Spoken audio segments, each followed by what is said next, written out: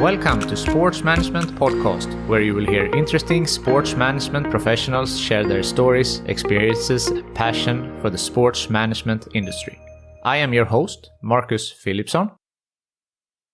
Today's guest is Nick Meacham, the Managing Director at SportsPro Media and the Senior Independent Director at the British Volleyball Federation. Nick has plenty of experience from the business of sport, and in this episode he shares his knowledge on OTT, digital trends, volleyball, cryptocurrencies, blockchain, and much more.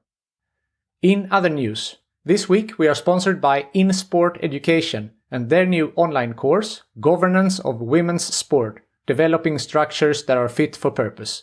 When it comes to effective sports governance structures, historically many sports have copied the structures for men's sport and applied them to women's sport. But this doesn't account for the particular challenges and opportunities for women's sport, the nuances, specificity required for the unique platform of women's sport.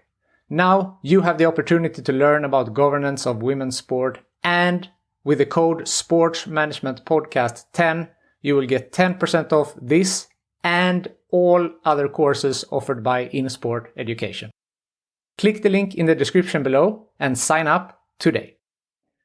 Nick Meacham, welcome to Sports Management Podcast. Thanks for having me, Marcus. Great to be here with you. How are you doing today?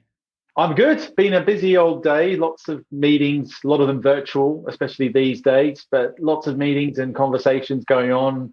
I was involved with a Swedish conference this morning, which was fun, the Sport och Pengar conference. So good to have sort of two connections with Sweden today in one day, which considering my wife's Swedish, is something I'm pretty used to now, but it's quite funny that it's coming on the business side as well. We are delighted to have you. You are doing several things, but let's start with SportsPro Media, where you are the Managing Director. So can you talk a little bit about your role there? Sure. So, SportsPro Media is a organization that has around 35 people in it. It has been around for about 13 years. It's really, in the simplest way, I would define as both a media and conference business. On the media side, we cover the business of sports, everything from digital transformation, marketing, sponsorship, streaming, technology, all across the world. So we're covering all corners, heavily focused on both Western and Asian markets. And we produce about 10 news stories a day on our website, our 5+ features a week. So pretty much giving as much breadth of content to the industry as you'll find on a global level. We produce about 400,000 visitors to that website every month, people consuming the content there. We also have a number of podcasts that we run. So there's the SportsPro podcast, there's the Stream Time podcast, which I have been hosting now for a couple of months. And that's, again, around digital and streaming. We also run virtual events. We also run in-person events. And in a typical year, we had, I think, around 9 conferences in 5 different countries, which included Spain, Switzerland, the UK, Singapore, and USA. I always get stuck on one of those countries. So we have about a couple of thousand people that attend those events on a typical year. Through the pandemic, we shifted to virtual, and those numbers went from a couple of thousand to probably north of 10,000, which I can talk a bit more in a bit more detail later on. But sort of that's in a nutshell. We're a pretty medium-sized media business and events business, talking to people who are executives in the industry, producing content to keep people not only up to date what's going on, but really trying to look more forward. Like, what are the new topics, the new trends that you need to keep an eye out for? What are some of the new things that we're seeing across the wider industry about every day? From the podcast side, I know that Matt Rogan is hosting the SportsPro podcast, and he has been an earlier guest here, so it's great to talk to you here. And to your point, you're doing digital, you're doing events, you're doing print as well. How are these 3 pillars allocated? Yeah, sure. So in terms of how the business is structured, I suppose, we have a pretty even split between our publishing business or our media business and the events business. We have about 10 or so people in our editorial team producing the editorial content. I think it might be even closer to 12 these days. And so that team works in silo, works as a department, to make sure they're covering all the most important news and insights, but also has a year-long schedule of content they want to cover across the industry. And that could be one day, it could be sustainability. The next week, it could be women's sports. The next week, it could be esports. But really trying to go deeper on some of those different sort of topics. Virtually, we've also run, as I said, a host of digital events. I think it was something like 8 or 10,000 unique people consumed that over the last 18 months in about 105 countries. And so we have a dedicated events team that works across our virtual and physical events that we do run. I sort of talked earlier about the sort of subject matter we cover, and that again fits into the events. We have a big focus on OTT and streaming is really a core topic for us. We run 2 dedicated events and kind of 3 or 4 on that specific sector alone. The next one being in the US, and we just had one in London a couple of weeks ago. But yeah, in terms of, we reach about 15,000 people every day across our website, newsletters and podcasts. So a lot of content being produced and a lot of reach to people across the industry. But despite the fact we're based in the UK, where 75% of our audience really is outside of the UK at least. So it is very much an international audience. And a lot of those countries aren't even necessarily English first speaking countries, because we're talking to people in international sports roles where they're based. So we are reaching quite wider than just sort of focusing on markets like the UK or the US. It's a very interesting fact with the 75% are outside of the UK. I think that speaks to your global reach as well. It's been a focus for us, but it's also really happened fairly organically. And I think that's just the way we've seen across our industry, this internationalization of the way sports does business. It used to be very siloed by domestic market, but the world's getting smaller now in terms of that connectivity. And also, how do you learn about new ideas and insights if you just focus on your own country? Like, take it in Sweden, if you're just working in the Swedish market and you don't look outside of it to find inspiration for new ideas and new technologies and new ways of doing business, it'll be really hard for you to identify those opportunities that can really push you forward. And so that's what the role we're trying to play. And some of that has happened really organically. It's not necessarily a primary focus for us. You mentioned OTT, and that was what I was thinking that we should focus on mostly because of your knowledge on the subject matter and also your stream time podcast, as you mentioned. Yeah, if you can just generally talk a little bit of OTT in sports and how do you think that this will develop? Yeah, I mean, we launched and really moved heavily into the OTT sector from a focus point about 4 or 5 years ago, when we started to see all of this momentum, and the analytics were actually showing us all this content that we were producing around this subject matter was just becoming hugely interesting to the industry. And so really for us, the marketplace, even over the last 4 years, has shifted so much, and what we understand and what the opportunity looks like. To give you some examples, I suppose, we've now sort of understood, or we can understand what role OTT plays for a major sports property to what the role OTT plays for a smaller sports property. And OTT sort of sits within term of going direct to consumer. It's not always, but because it depends on if you're going OTT and you're a broadcaster, or you're going OTT yourself with producing, your own platform to produce content that you want people to consume. But for example, if you're a tier 1 sports property, well, going direct to consumer with an OTT platform isn't as much of a priority, because you have such an interest from broadcasters to acquire your content and use it as a way of attracting subscribers and audiences. But for tier 3 or tier 2 or tier 3 sports, OTT platforms become a priority because they don't have the opportunity to be broadcast through traditional channels. And social media is a place to get scale on audience, but it's only in the short form typically that works on those platforms, not the live match.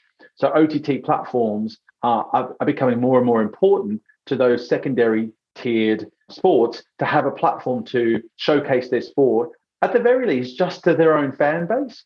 Because if you think about it, there's a lot of sports where they never get the chance to watch their favorite sport that they might be deeply passionate about, because it just doesn't make it onto mainstream media. An example of that might be, I'm just trying to think of a sport off the top of my head. Let's say a sport like squash. Squash is a sport that is actually immensely popular in a lot of countries, but almost never makes it to mainstream TV. They were one of the first to move into the OTT sector, about 10 years ago or so now. and create a dedicated product just for themselves to sell. And they have a fan base that really relishes that opportunity because they can't get access to it anywhere. And if you're a passionate fan, that's where people are being let down in the old way of working, where broadcasters only pick what's going to move the needle for audiences. Like, how do I attract more audiences? Well, football is the number one world's most popular game. So I'm going to buy more football because that's what they want. And that's going to get, I guess, support the masses. OTT is allow us to go more niche, but still extract more value from those audiences as well. So squash, as an example, they can charge quite a premium if they want to for the product, because if I'm a squash fan, that's the only place I can go for this. So even though I'm a tier 3 sport, I'm willing to pay way more for that product than I would be if you're giving me a entertainment product or a broadcast proposition that has all sorts of things I don't really have an interest in. So it's just OTT is playing this real role of sort of unlocking or opening the door and opening the opportunity for the secondary and third tier sports to have a platform they can really build their business around. That's very interesting. So what would be your opinion if we talk about, you mentioned football, it's the biggest sport in the world. Let's talk UK, Premier League. I have read a book by Daniel G. Has been a podcast guest here, also done deal, and he talks about the broadcasting deal and so much money that comes in from broadcasting. So do you think in a large league like the English Premier League, the OTT could have a future, or is it just too difficult to compete with the current broadcasting deals? Look, with the Premier League as an example, depends on what market. So if you look at the UK, for the Premier League and look at the UK, the numbers are so incredible that there's no way that OTT would be able to come in until you see streaming being completely adopted by the entire consumer and community. It's still having this transition in consumption, which means that you still have people consuming on cable and other platforms. They're not ready to go all in on streaming. But the value on those rights is so high. Most of the people that are buying those rights are actually losing money on those deals, but they're using it as part of the bigger package to try and attract people to their wider offering, the bundle, as we would call it, particularly on the telco side, and Sky's leading the charge there. But a good example of this actually would be with the Bundesliga. So I recently spoke to the CEO of Bundesliga's digital arm, Andreas Hayden, and something we talked about there was, they're extremely innovative. They have a whole digital business with, I think, something like 150 people working there, which they manage all of the production and the technology and the innovation in-house. They don't use any other production partners. And so I asked him, what in OTT yourselves? And he said, well, actually, we've already built a platform. We are ready to go. It's just a matter of the economics. So in every market, we do media rights deals. And if ever we get to a point where those deals aren't significantly more valued than the OTT, we'll keep in that market. But as soon as that switches, that calculation drops low enough, we're ready within a couple of weeks to go live. And so they're just ready to go whenever they do need to. They haven't needed to yet. And will that happen in premium markets? Almost certainly not. It's more likely to happen in the more immature markets where they aren't able to extract a lot of value. But in terms of the case of the Premier League, they were very close a few years ago, reportedly, to launch an OTT offering in Singapore. And now Singapore was obviously a very small market, but almost as a test bed for them. Again, it was that borderline issue with rights, and it gave them an opportunity to potentially see what the appetite would be like. They ended up doing a last-minute deal. So they sold the rights to a broadcaster in Singapore, and so it's business as usual. So the prospect of the Premier League creating its own platform or the teams broadcasting their own matches isn't something I think you'll see for a long time, particularly at the values that their rights are right now. I mean, they're extraordinary. One thing I would add, though, there is a great example of this. Actually, I spoke to someone in the Greek Football League, so a much lower tier sport, but in Greece, it's a premium property. Their media rights relationship or arrangement is quite different, and where each of the individual teams is paid a sum by the broadcaster to broadcast their games. If you don't accept it, you do have the capability of sort of going direct yourself and producing an OTT platform. They got offered about 50% of what they believe they should have, and the competitors were offered. It was in the millions. So they decided, look, we're out of principle, as well as out of interest, they decided to go OTT and broadcast all of their games live themselves. And they got through the year. They didn't quite make the amount of money that they were offered. They made the majority of it. But what happened was at the end of that, they were able to basically, I guess, showcase that they have an audience there that's willing to spend to watch their team. And what they ended up doing, they got that deal that they were after last year. They got paid double what they were offered a year later, even if the club struggled that year, because they'd proven that there was a case for that and the broadcaster needed their rights. So it's being used more as a negotiation tool than necessarily going to be the future of broadcasting for these football leagues, at least for the next couple of years. In 5 years' time, it could look a little bit different. That's an interesting example with Greece there. I've actually lived in Greece for a couple of years, and I know that football and basketball is huge. Yeah, absolutely. And it's obviously it's a small market, but the passion and the fan base is pretty crazy. Yeah. And this story, and that I shared, I could share numbers, but I'm not sure if I'm allowed to because I was told in confidence. But they're not massive numbers, but for a club in those markets, they are. And that negotiation, now it's the third time I've heard of a different football property using a similar technique to drive up the revenues from broadcasters and negotiating tactic. And it is working. So it's interesting to see how long that sort of tactic will be successful. But I can imagine as we see the shift in consumer behavior to use more streaming products, that will become more and more part of that conversation every time you get to deal time. Yeah. Another sport, mixed martial arts. So if we talk about the UFC, they have another setup. They are having a deal with the ESPN to send some of their events. And they also have a pay-per-view, an OTT platform that they are streaming themselves. If this is something that you have seen in other sports, that they are having both broadcasting deal with a network and doing their own OTT thing? Yeah, it's becoming more and more that we're seeing this happen. Some of it is done exclusively. Some of it's done in a non-exclusive fashion. UFC is a great example. The deal with ESPN is a pretty comprehensive deal. And some rights sit on the platform itself and some do sit with ESPN or ESPN Plus. Pay-per-view is part of that mix. Also, we've seen two interesting deals recently, which are the WWE signed a $1 billion 5-year deal to shut down its OTT platform and shift all of its content into the new NBC streaming platform, Peacock, which is a huge moment because WWE was lauded for the quality of its OTT platform and had spent best part of a decade building this audience up, building this network, all to just shut it down because, well, there's a nice big check waiting for them to do so. PGA Tour did something similar. So PGA Tour were paid by ESPN to shift their PGA Tour Live product into the ESPN Plus product, and they shut down their US proposition again. So that's probably a little bit different, but it's actually where they've decided to shut down what they're doing because the check's too good for them to have that exclusive arrangement. I mean, the obvious examples of that multi-tiered sort of offer is the NBA and the NFL. They've been doing it for decades, where they have it available through their Game Pass and League Pass options, but they're also broadcast in various markets. And that can happen through whether the NFL, for example, is in Europe. You have some games typically broadcast on the local broadcaster, whether it's in the UK or Sweden. There's only 1 or 2 games probably in the week, but everything is available freely on their OTT products that they've created. So they're probably the best examples of that. Some of the other sports have been very apprehensive of making that move for fear of impacting some of their deals.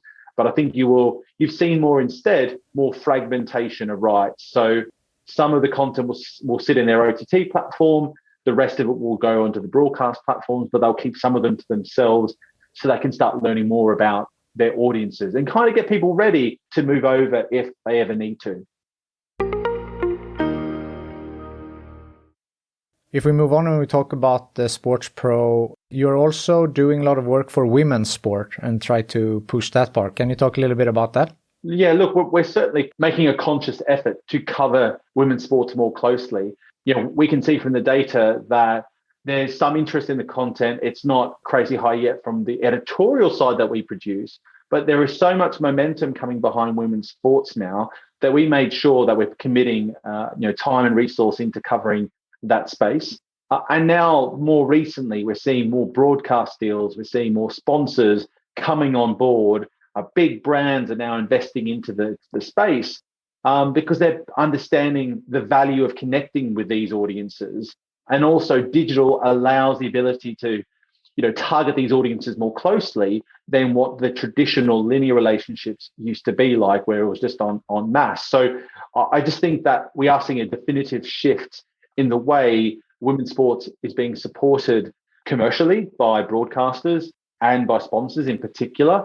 And because of digital and social, you're able to quantify that a lot more. The passion and the support behind women's sports collectively is pretty clear that there's a lot of excitement behind that. And there's a real appetite right across the world, not just from women, but also from fans of those sports who want to see more and more competition. And there's an interesting example where in the UK, I'm not sure how much you know about cricket, but there's a new competition called the 100, which was launched by the cricket governing body.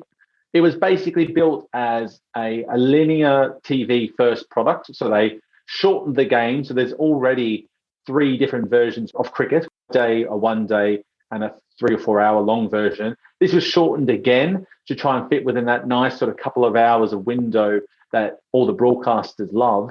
But it was targeted towards new fans and it was targeted towards families. And what they really focused on was building a product that was evenly positioning men and women from a content perspective in terms of the amount of exposure they would get. And that has gone down incredibly well, both from a fan base in terms of audiences consuming it. The stadiums have been full right from the beginning. Families are coming in their droves to watch, but also the sponsors are loving that positioning as well. And they've been supporting it right from the day one. I think the numbers are something like they generated £50 million of revenue in the first year. And that's primarily built around sponsorship, not as much on media rights. And they were profitable from year one as well. I think they made something like £10 million in profit for year one. So what it's sort of showing us is that when sports properties start looking and taking the women's sports opportunity more seriously, it is unlocking all sorts of commercial opportunities as well. Whereas historically, up until the last 5 to 10 years, it was always thought that women's sport was a cost point for these organizations to invest in. Actually, if they do take it seriously and commit to it, they're unlocking all sorts of new ways of building fan bases and commercializing their organizations as well. There's all sorts of questions being asked about it, though, in terms of just how women's sports should be managed moving forward to let it grow as well as it should. For example, should it stay in the same federations and organizations that the men's sports are run? Leveraging the expertise and leveraging perhaps the finances. On the other side, they're saying, well, actually, should they go standalone, perhaps attract private money, private equity, and build from scratch themselves and not be burdened by working with the older forms of the game and the older stakeholders that exist? So a lot of interest to see where that does go, because if it does go down this whole idea of going after private equity and going out alone, it'd be really exciting to see, because we are starting to see examples like the 100, other organizations launching new sports properties that have a completely different model in how they work and produce their sport and deliver their sport. And it's working, moving away from those traditional ways that we used to see the sports biz work. So I'm really excited to see what does happen over the next couple of years, particularly in the women's sports space. Me too. And it's funny that you brought up if there should be different federations. One of the sponsors on this podcast is In Sport Education, and they just dropped a new course that is governing women's sport. And they mean that historically, the government of women's sport have just been a copy-paste from men's sport. Mm-hmm. And that way you are missing out on certain opportunities that you can leverage women's sports. So, it's interesting that you brought that up as well. Yeah, absolutely. I think it's a really important area to look at, particularly if you work or are involved in a governing body like I am with British Volleyball as well, because you do have to look at each, not only the men and women's side of things, but you have to look at the different demographics and how you talk to them. You might have different disciplines and you do have to react differently to them as well, because it's very easy. You have a lot of sports where they just want to talk to a certain part of that audience, and what happens is they are leaving a lot of people behind. So I think that's a really important thing to be focused on. I like your segue there into British volleyball. So let's talk about that. You are the Senior Independent Director at British Volleyball Federation. Yes. So I've been that for a few years now. So for context, the British Volleyball Federation is the federation that connects the home nations in the UK. So that is Volleyball England, Volleyball Scotland, Northern Ireland Volleyball, and Welsh Volleyball. And their primary focus is around managing the elite sports side of volleyball in the UK. So the home nations are responsible for, say, the development of grassroots and participation, whereas British Volleyball Federation is explicitly responsible for basically the pathways that lead to the Olympics or Paralympics. So within that, we are responsible for beach volleyball, indoor volleyball, and sitting volleyball, and technically snow volleyball, which is a new sport that is starting to develop as well. And so my role at the British Volleyball Federation is to sit on the board to help direct and guide as to what decisions need to be made. A lot of it's still very volunteer based, so there's also a lot of work that needs to be done. For example, we have to submit quite detailed submissions for funding support to the UK Sport, the government funded organisation that manages the funding. And for a while we didn't have any funding, so it's only recently we've been able to secure that, and now our role is to make sure that that money is spent effectively as possible to help drive performance across the different disciplines that we're focused on. It's nice to see like sports like volleyball and also handball that they, as you said, they try to evolve. Like you have beach volleyball, you have snow volleyball. Does that bring up the interest for the sport generally? What's good about it, I actually spoke to the volleyball world, the commercial body of the FIVB, the International Volleyball Federation, about this. And I sort of expected them to say, beach volleyball is seen by many as the more exciting version of the game, particularly for crowds and so forth, and perhaps for TV. So I expected it to be the sport that they said to me was, the discipline that created the most interest. But what they actually said is that indoor is so popular in certain markets, like in Italy, in Sweden it's quite big, but in Italy and in Poland and Russia and other markets, it's so big that actually indoor far outweighs the beach game in terms of its prominence and audience. So it just depends on where you're based. I think in immature markets, so smaller markets like the UK, who the interest levels in volleyball is still fairly immature. Like there's not a lot of interest in it on a day-to-day perspective to watch it. Although the sports are growing at a rapid rate, it's still fairly sort of early stages in its development. Beach is a great game for people to get excited about and engage with. So if I want to introduce someone to the game of volleyball, I will always get them involved in beach, because indoor is so much more complex, whether even if you're going the most basic rules possible, and it's hard to understand when there's so many people on the court. Where in beach, you get lots more touches and you run around and you own the court, and it's a lot more fun. So beach is great for that point of view. It's really easy to teach people the basics of it, to get into it right from the beginning. And it's an exciting sport. I've spoken to many people about the experience of seeing at Rio 2016 and Copacabana Beach, the huge arena on the beach for beach volleyball there. They had it at Horse Guards Parade in London, incredible arena, outdoor arena for the beach volleyball. And it just got people so excited to have that sort of atmosphere. And we're seeing right across the world now more of these beach sort of competitions developing, which are, the crowds are incredible for those sorts of experiences. So they're both driving audiences, but I do think that the more mature markets have much more of an interest in the indoor game. The immature markets, as beach sort of lives strongest. Do you have a background as a player in any sport? So I grew up in Australia. So in Australia, and if you know any Australians, they grow up with sport as part of their life and their culture. So everyone follows sports and almost everyone plays some form of sport. So I played a lot of sports growing up in my life. Then I got into sports like golf and tennis on the individual side, but then I got into volleyball when I was about 13 years old. I joined a school which was really, really strong, was one of the strongest schools in the country on the volleyball program that I had in place. So I went from doing nothing to living and breathing volleyball for about 4 or 5 years, and played at a decent level at the juniors there. But what I found is once I finished high school, there wasn't really a strong sort of amateur competition for where I lived. And so I would have had to have gone to the city, which is a few hours away, to play matches if I were to continue playing. So I kind of gave up on volleyball then after 5 long years of playing and training and living and breathing the sport. And it was only when I moved over to the UK about 8 or 9 years later that I took up volleyball again. I came over from Australia and I thought, what can I do in winter, which isn't outdoors, to keep myself active and have to deal with all the cold? Because in Australia, we don't have it like that. And I thought, oh, let's try volleyball again and see how we go. And so I got involved. I just joined a social team and then sort of got back into it, then started playing at a pretty decent level across the UK for a number of years, then got into coaching.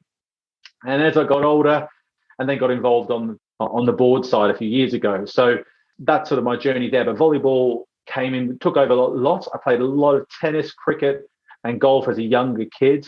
But yeah, a bit of everything growing up when you live in Australia. You don't have much choice. I see. As an executive for both SportsPro Media and British Volleyball, how would you define your leadership style? Well, it's always a tough question, I think, for anyone to answer, to be reflective on themselves. And I'd probably have to ask others to get a real answer of how my style actually is. But the main thing I like to do is always ask lots of questions, check and challenging why things are happening, asking people the questions to make sure that they are thinking through some of the things they're doing, but also try and be supportive to help give guidance wherever possible. I'm big on logic with decision making. So if someone's deciding to do something, I will always ask why. Why do you want to do it that way?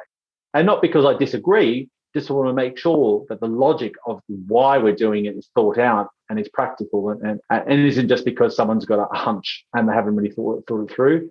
So that's a big thing for me. So therefore, aligning with that is constantly innovating, I would say. So really making sure that we're always looking at what we do and asking, can we make this better? Can we make it so it goes from a 7 out of 10 to an 8 out of 10, an 8 out of 10 to a 9 out of 10. And I do think you sometimes hear about people, the balance between having a plan and sticking to that, and also being someone who does innovate when they need to innovate. And I think there's a fine line, but for me, you need to know when to react, and also just as importantly, when not to. And I think on the leadership side, generally, I've always tried, and I still try every day now, to prioritize my own team over anything else. So if any of my management team comes to me for a question, or anyone in the company comes to me to ask something, because I want to make sure that I'm not the one sort of holding them back, and then waiting for anything from me to come through. So I always try and prioritize the team over anything that I've got on sort of my schedule. So I think that answers the question. Definitely. With regards to education, how important do you think that is in the business of sport? And also, what is your educational background? Sure. I think in terms of what's important, there's a load of different directions. The main thing I say to anyone is find a way to get a start, because the industry is actually smaller than people realize. There's actually not as many. If you really want to work in sports, and depending on where you live, there's actually not that many opportunities to get started. And so if you do get the chance to get a foot in the door, get your foot in the door. Some people say, maybe find the right opportunity for you, or do some research or study. And look, those things are all valid. But for me, get a start and then try and work it out in conjunction there, because once you get a start, it's sometimes a bit sad, but just the doors will open up to more opportunities pretty quickly and pretty easily. In terms of skills that we're seeing now, people that are analytical, that understand data, are all super skills that everyone is looking for. People that can better, look at intelligence for your business is always important. But as a skill, communication is by far the number one skill you can have. It's something I remember growing up, and all through my both high school and university years, I never wanted to speak publicly. I never wanted to do any presentations. I just hated that experience. Some people love it, some people don't.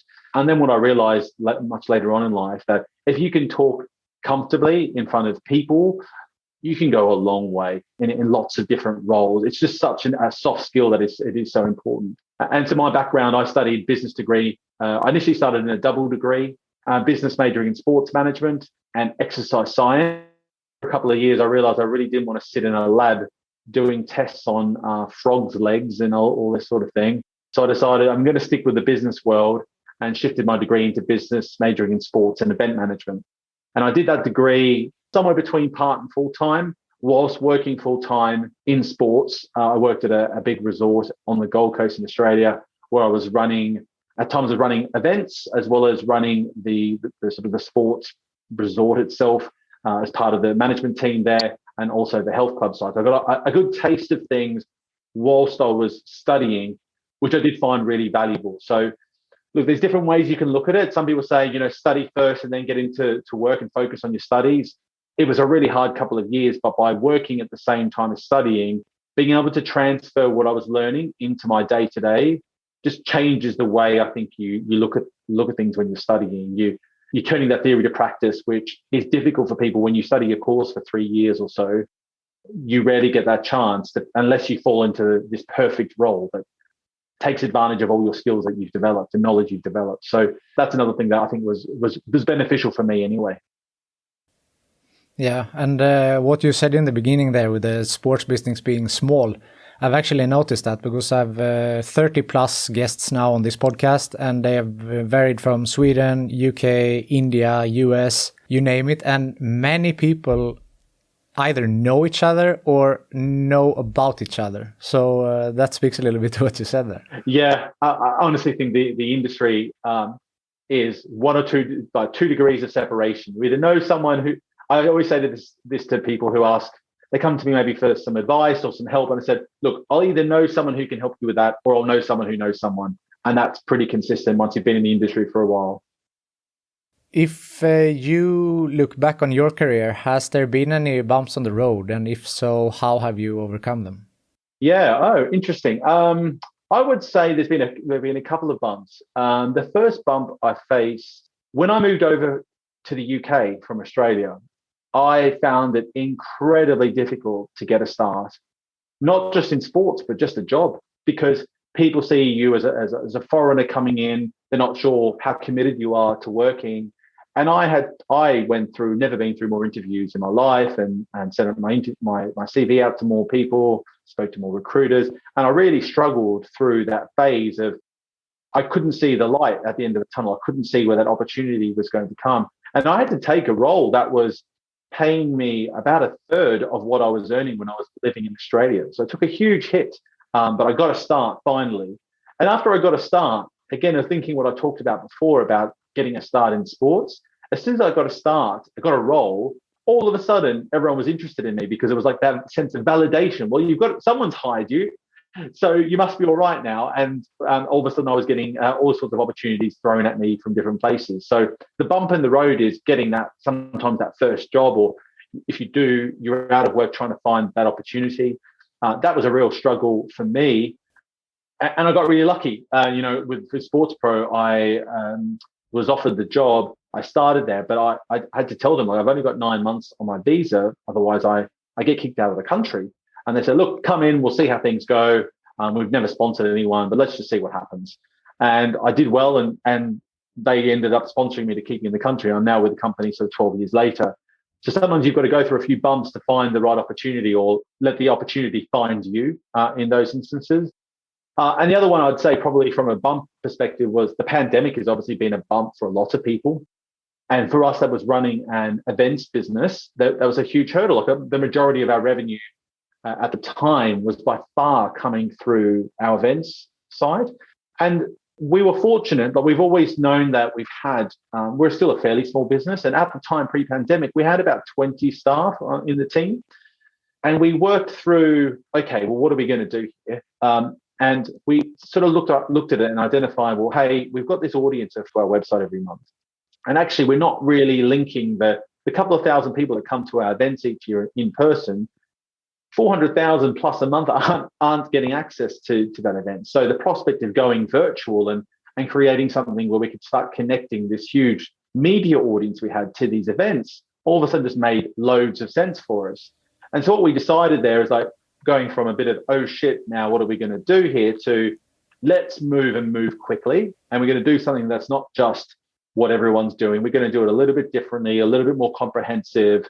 We've got great contacts, but we've got to move really, really fast. And so we launched a new virtual event series that generated, again, thousands of people coming to those events, those virtual events online, right from day one.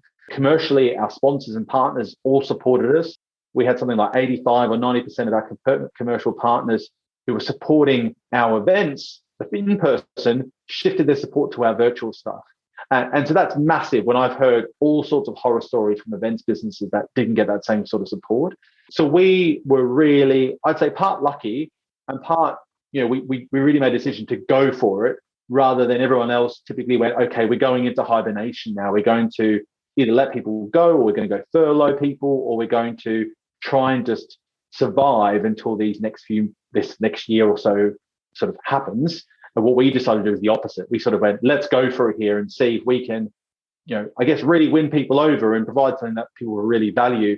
And that was the best decision we probably made. We had actually probably our best year ever that year, which is pretty crazy considering I haven't heard a single story like that, both for even media or events businesses over that time. Yeah, I mean, if the pandemic has taught us something from business, it's, the importance of digital. That's you couldn't have survived without it for the last almost 2 years. Yeah, and actually what was interesting, I think, through that period is now we launched and we were one of the first movers, and the support for that was great. And over the next 12 months, more and more people started to do the similar sort of things. So I would get my calendar with like 4 or 5 different webinars being sent to me on the same time, the same day. And you also saw a bit of fatigue starting to set in because of all this virtual content that was being published. So now, look, we've had to start shifting it, rebalancing again. We brought back in-person events, but had to recalibrate a little bit to go, okay, less is more in some of these situations now. Back then, it was like we want to go more is more and give people more of everything. Now we've had to take a step back and make sure we're a little bit smarter with the content we do, to also make sure that our in-person events are going to be really valuable, because so many people do come to them just for the content. Yeah. Approaching the end of the interview here, we have talked about your role at SportsPro Media. We have talked about volleyball. We have talked about OTT. Is there something that we haven't mentioned that you feel is important to talk about? Oh, look, not particularly, but I would say that in terms of depending on what people's interests are, there's a lot of pretty exciting things happening in our industry right now. And I've kind of talked a little bit about some of them, but even in the event I was speaking at this morning, Sport Penga, that one I talked a lot about digital trends in the industry. And I think there's a lot of exciting things to be following here, particularly around things like the move of sports to go direct to consumer.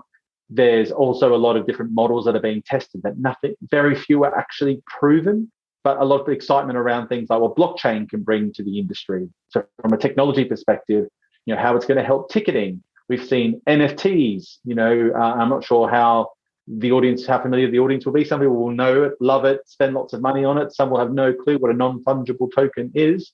But they're expecting those to be in the sports space to be generating over $2 billion of transactions next year, which is an extraordinary number for a word I'd never heard of before 12 months ago. And cryptocurrencies coming in, and all this sort of innovation technology is just creating such transformation in the industry. So for anyone who's in the space or wants to get into space, you need to keep a big eye on what's happening in the tech space, because they are going to have an impact. And in fact, when I talk to sports, they're all trying to work it out. So if you know the answers, you'll be very handy and helpful if you want to get into the sports industry, that's for sure. Yeah, definitely a topic for a future episode here with NFTs and cryptocurrency in sports, since more and more athletes are getting paid now in crypto. Yeah, absolutely. We've seen a real proliferation of that, particularly in the US. And I think I'm still very scared of that as a concept. So it's not for me, but some people have already made a lot of money out of making that move to not only receive funds via cryptocurrency, but also to invest in that space. But also there needs to be a lot of change and a lot of regulation to come in. We've actually, on the flip side of all that, we've seen a lot of cryptocurrency companies throwing a lot of money in sponsorship. But we've seen in markets like India, where the Indian Premier League, the cricket league there, which is one of the biggest leagues in the world, have put a complete ban on cryptocurrency and betting sponsorships from next year until it's more heavily regulated. So lots going on in that space. You need to be going in with eyes wide open, I think, in that space, whether it's investing in cryptocurrencies or just working with anyone in that sector. For sure. The last question that I ask the guests here is, if you could choose the next guest on this podcast, who would you recommend that I should talk to? Oh gosh, so many great people that you could try and bring on. I would say, but if you can find someone who can really talk through blockchain and how it can play a practical role in the sports industry, I'd be all ears, that's for sure. So if you find someone who's a specialist in that, I know I'll be tuning into your next podcast if you find someone in that space. I will definitely look into that and let you know if I find someone. Good stuff. Nick, thank you so much for taking the time to be on the Sports Management podcast. Thanks, Marcus. Great to chat with you and really enjoyed it. Thanks for having me. Thank you for listening to the Sports Management podcast. Please hit the subscribe button so you don't miss out on any upcoming episodes. Also, feel free to leave a comment about what you thought about this episode. If you want to get in contact with me, send an email to sportsmpodcast@gmail.com or hit me up on Facebook, Twitter or Instagram @sportsmpodcast.